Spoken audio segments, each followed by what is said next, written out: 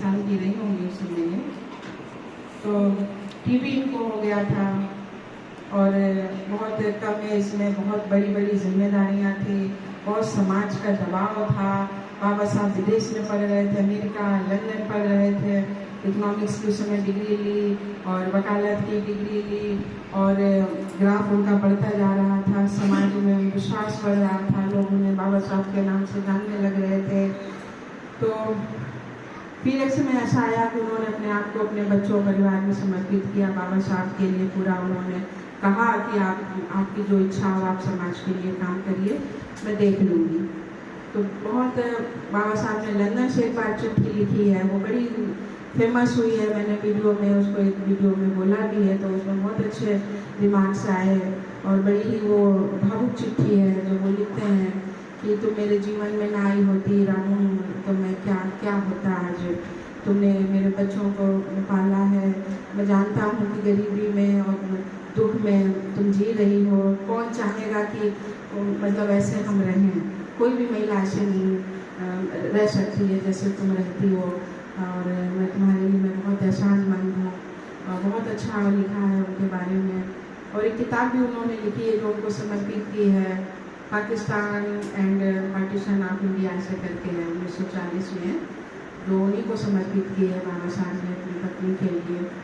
और उसमें लिखा है कि आपका समर्पण, त्याग, उदारता के लिए आपने जो हमारे लिए किया है।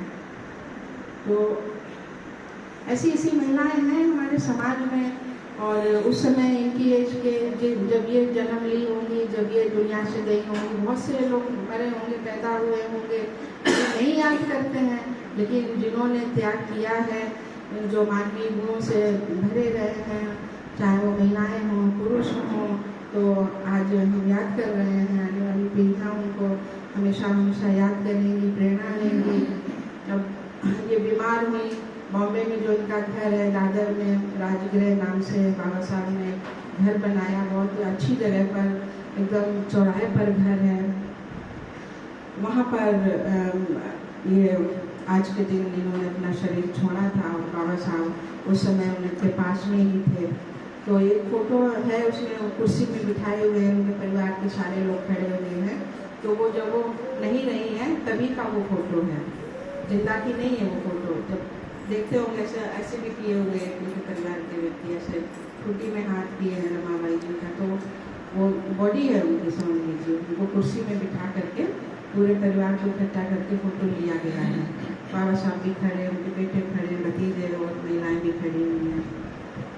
तो जीते जी इन्होंने ना अच्छा खाना खाया, ना अच्छा कपड़ा पहना और ना अच्छे कहीं घूमना फिरना नहीं हो पाया, बल्कि अपने बच्चों को, मतलब बच्चे कहते हैं कलेजे के टुकड़े होते हैं हर माँ बाप के लिए, बच्चों को मरते हुए देखा है। हम लोग कल्पना करें तो कैसा लगता है। एक बार इन्होंने एक चिट्ठी भी लिखी है किसी को दत्ता करके समथिंग, तो उसमें लिखा हुआ है कि हमारे 4 बच्चे नहीं रहे और ऐसे ऐसे अभाव में ख़त्म हो गए, मैं उनका बचपन नहीं देख पाया और मुझे कितने प्रिय थे, और फिर लिखते लिखते कह रहे हैं कि मैं और नहीं लिख सकता हूँ। तो बहुत जितने भी लोगों ने समाज के लिए त्याग किया, समर्पण किया, संघर्ष किया, उनका जीवन बहुत दुखी रहा है। बहुत उनको परिवार में समय नहीं दे पाना, अपनी घर की महिलाएं अपनी बात नहीं कह पाती थी, वो सुन भी नहीं पाते थे, कई बार झल्ला जाते थे, इतना प्रेशर था समाज का, लोगों का। एक बार छत्रपति शाहू जी महाराज ने अपने यहाँ बड़ौदा रियासत के वो राजा थे, तो उनको बुलाया था, एक अछूत व्यक्ति को उन्होंने बुलाया, सम्मान दिया और पगड़ी पहनाई थी। तो पगड़ी बहुत लंबी चौड़ी होती है महाराष्ट्र में, उस सम्मान में पहनाई जाती है। तो इनके पास में साड़ी नहीं थी और ये विदेश से आए और इनके जो अनुयायी थे तो एयरपोर्ट से सीधे ही जहाँ सभा स्थल हो रहा था कार्यक्रम वहीं पर लेकर के गए और ये कमरे में घर में थी, इनको पता चला तो बक्सा खोला, बक्से में कोई अच्छी साड़ी नहीं, तो वही पगड़ी इनको मिल गई। तो उसी पगड़ी को लपेट के कैसे जैसे तैसे वो गई और बड़ी खुश हो रही, दूर से पेड़ की आड़ में उनको सुन रही है बाबा साहब को, और उनको लग रहा होगा कि हमें कोई देख नहीं रहा है रमाबाई जी को। लेकिन जब वो सभा समाप्त हुई और बाबा साहब ने आवाज़ लगाई पास आए तो वो चौंक गई, बोले बाबा साहब ने कहा मैं तुमको शुरू से देख रहा हूँ, तुमको क्या लग रहा होगा कि मैं नहीं देख रहा हूँ। तो ये ऐसी घटनाएं हैं उनके जीवन की। एक बार घर में दिया बत्ती का नहीं था, मिट्टी का तेल नहीं था, तो बाबा साहब आए, चाल में कुछ ऐसी वकालत कर रहे थे उस दौरान, तो बोले कि दिया नहीं है, कुछ अंधेरा क्यों करके रखा है, रोशनी नहीं है। तो बोले पैसे ही नहीं है, कहाँ से माचिस लाते हैं, कहाँ से क्या करते हैं। बोले कहीं पड़ोस से मांग लेती हैं आप। तो बोले मैं ऐसा नहीं कर सकती, मैं किसी से मांग करके नहीं रोशनी करूँगी। तो स्वाभिमानी भी थी, ऐसी घटनाएं जो उनके जीवन की हैं, तो उससे लगता है कि कितनी स्वाभिमानी थी, कितनी उदार थी। कंडा बिनना, बॉम्बे जैसे शहर में गोबर बिनना, दूर तक सर में लेकर के आना, फिर उसको उसके कंडे बनाना गोबर के, फिर उसको बेचना। फिर उनका बहुत गणित बहुत अच्छा था कि पूरे महीने हम कैसे एक एक पैसे का हिसाब, पर डे का उनका हिसाब था। तो मैथ बहुत अच्छी उन्होंने सर्कुलेट करके रखी हुई थी कि कैलकुलेशन उनका बहुत अच्छा था कि एक महीने हमको इतना इतना पैसा ऐसे चलाना है।